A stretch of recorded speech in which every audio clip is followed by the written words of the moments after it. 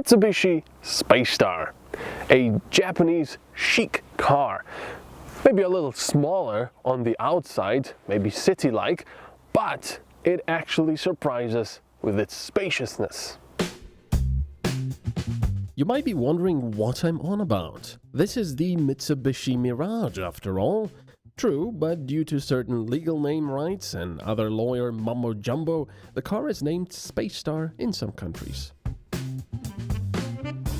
The test model sported daylight LEDs and xenon headlights.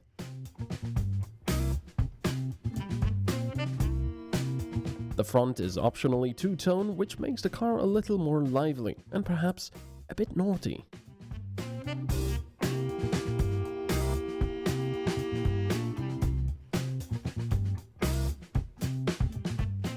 Although the Space Star won't be making people take out their cameras, I like the two-tone colors, which definitely give it some interesting contrasts.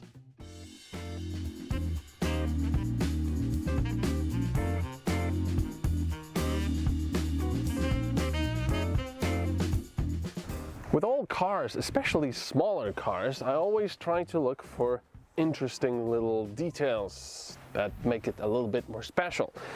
With the Space Star, well, you've got the trunk, nothing special there, but with this equipment level you also get these nice little compartments where you can, I don't know, store small things that would otherwise be rolling around the car. But the special thing is that if you need a bit more trunk space, you can just take this whole thing out. Now the space in the back is actually quite good for such a small car. It's also comfortable.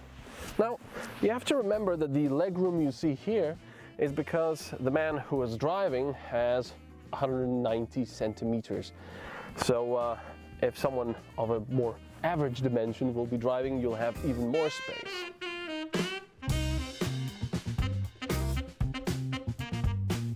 The rear seats can fold in a 60-40 ratio, although they do not make a flat surface with the rest of the trunk.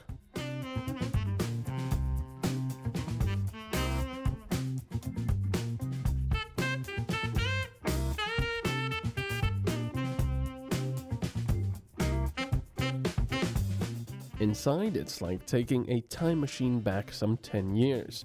No, there's no cheap plastics, and the instrument cluster is fine.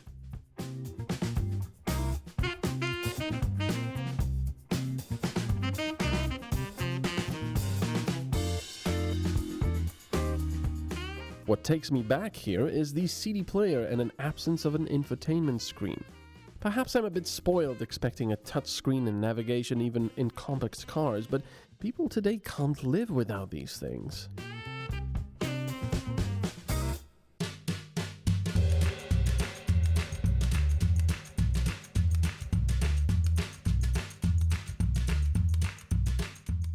Let's not get into the old versus new generations and rather take it for a ride. The center console might be from 2000s, but I hope the driving isn't.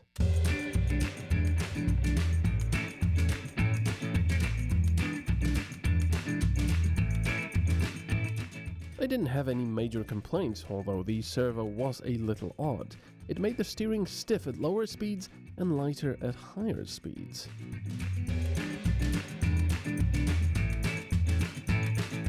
Inside the Space Star, I would probably recommend you get the optional two-tone color interior, just like the exterior, because it will make it a little nicer, a little less, well, drab, so everything is not just black.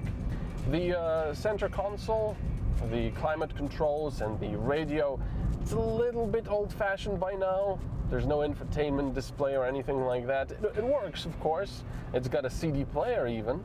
But the most interesting thing about driving this car is probably that even though it has a pretty short wheelbase, it doesn't jump on a damaged road surface like you would expect. It actually rides really nicely over bumps and holes. And that's a big plus. The base model of the Space Star or Mirage can be yours for 11,000 euros, while a fully equipped one with a 5-speed manual and the more powerful 1.2-liter petrol with 59 kilowatts will cost 15,000 euros.